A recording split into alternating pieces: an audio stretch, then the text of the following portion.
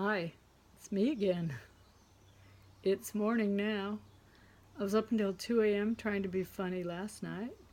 You've probably seen my near death experience with the pool noodle video. In my defense, I was tired.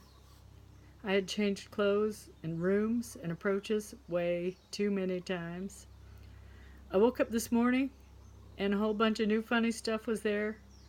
I have to go have an MRI now to see what new pathways in my brain have been stimulated. I know my hair doesn't look any better. I live in Hawaii. This is my 100% humidity hairdo. The rules suggested I don't have to have wonderful production values or be dressed to the nines. I just have to convince you I'm funny. I purposely didn't listen to Jean being funny before I did this for fear I would lose my nerve. But she's in my head. I have to make a concerted effort not to sound like a sweet southern gal. I could say I lived in Florida for a decade, but the South doesn't really want to claim Florida. And if I want to keep this under 10 minutes, I can't do that whole southern thing. Oh, my heart, cross my heart, bless my heart. I'm not trying to sound southern. I could try to do a nod to Hawaii. I could talk pidgin, but my husband has told me, "Mo better the howlies no try for talk pidgin." It's very good of you to allow me to enter more than once. You are so kind to take my money. Yesterday, I spent my fun money. Now I'm dipping into the grocery money. My poor husband may not get fed this month. I already don't make sandwiches for him often enough. I know that because among the relics he's refused to part with is his dear departed father's rusty old metal lunch bucket. Every time I suggest maybe we could just take a picture to remember it by, he gets this wistful look in his eyes and he starts talking about how his mother made his dad a ham and cheese sandwich every single day of his working life, and she put a Hershey bar in with it. And, then we know she stood out on the porch like Wally and Beaver's mom and gave him an air kiss and sent him off, clutching her pearls, knowing she kept her man happy. I don't respond well when my husband says my mom used to do it like this, because I think men should be able to differentiate between their mothers and their wives. So I cut him off anytime a sentence starts with my mother used to, and I ask him sweetly if there's anything I do for him that his mother didn't do. And I suggest that if he would like that to continue, perhaps he stop holding her up as the gold standard. Then I cut his sandwich the long way, so he knows I mean business. I'm his second wife, you see, so I'm already walking in the hallowed footsteps of Saint Susan the First. I'm not saying he's lazy, but come on. He did not even want to take the time to learn a new name.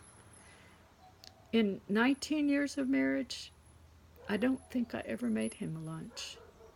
The university where he taught had a cafeteria. The dynamic here is that we have women my age who were raised by the Donna mothers who did too much for their husbands and didn't have lives of their own, and we are desperately trying to break that mold. In the meantime, we're married to men who are doing their best to be in tune with the times, but secretly they long to have just a little bit more of that old-fashioned service their mothers were so good at. It's a vicious cycle. When I first made my husband a sandwich, he requested that I please always cut it diagonally like his mother did. And I comply most of the time, except when I'm mad at him. I cut it the long way. I have something I call my doormat recovery program. Sometimes my husband will say, "Susan, I could go punch that guy's lights out, but you need to learn how to stand up for yourself." And I am doing better. I've started a journal where I revisit all my old doormat moments and I hypothetically stand up for myself, imagining what I should have said in the moment. It's helpful, empowering, really. I call it the Doormat Diaries. So yeah, I'm trying to empower my husband to learn how to make a sandwich. Same idea, right? After my grandma died, we had to rotate a whole bunch of relatives through just to make a meal for Grandpa so he didn't starve to death. I don't want that to happen to my dear husband if I lose my battle with a vicious pool noodle. The Earl of Sandwich is the one who came up with the idea of a couple of pieces of bread with stuff in between. I wonder, was he the last man who made his own sandwich? Shouldn't someone who lives in what was once the sandwich aisles be able to make a sandwich? Living in Hawaii is like being married to a supermodel. Everyone is automatically jealous. I'm okay with that. Women secretly like other women to be jealous of us for some reason. Hawaii is the best thing I got going. I've tried to cook some local dishes a few times. I tried several batches of haupia, a coconut pudding.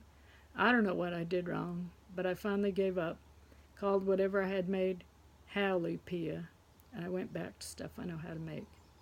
I have a rule, never cook ethnic foods for people of that ethnicity. Sometimes they will be polite and not tell you what you did wrong, but you can read the body language. You can see that you fell short. Oh, I'm sorry, I just couldn't eat another bite.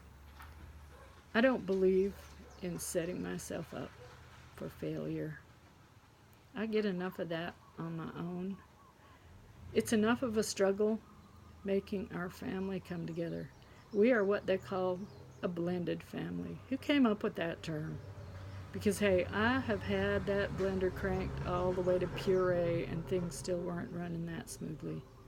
I prefer the term Frankenfamily. You take the parts of two dead families, stitch them together, and you try to reanimate it.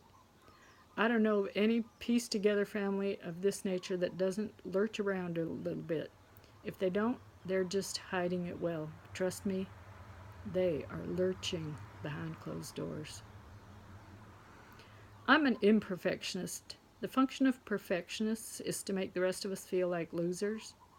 I would rather let people see that we have struggles just like everyone else, make them feel a little bit better as they try to deal with their stuff. You see, my husband is a family therapist. He's retired from being a college professor, so now he just does some counseling a few days a week.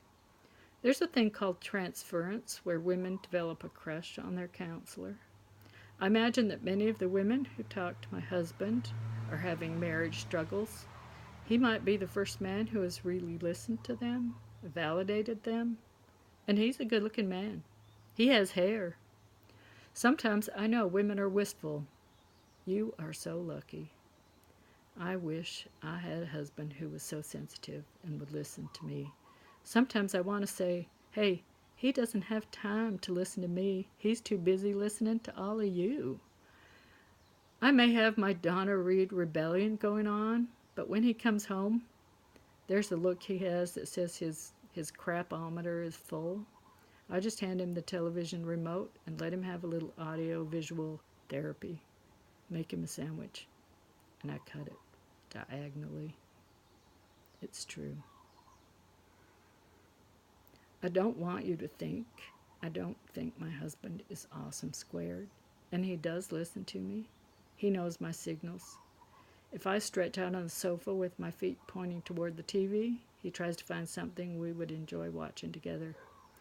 If I stretch out on the sofa with my feet pointing towards his recliner, he will hit the off button on the remote, ask me what's going on. I am grateful that God has blessed me with my own live-in therapist. It's a beautiful thing. I can only imagine how much money that has saved me. I'm an author, and he has even done marriage counseling once for a couple of my fictional characters, and they are doing so much better now. He saved their marriage. He truly did. I have my own version of transference. I am married to a family therapist, and he wouldn't marry someone crazy, right? So I must be sane by association. It works for me.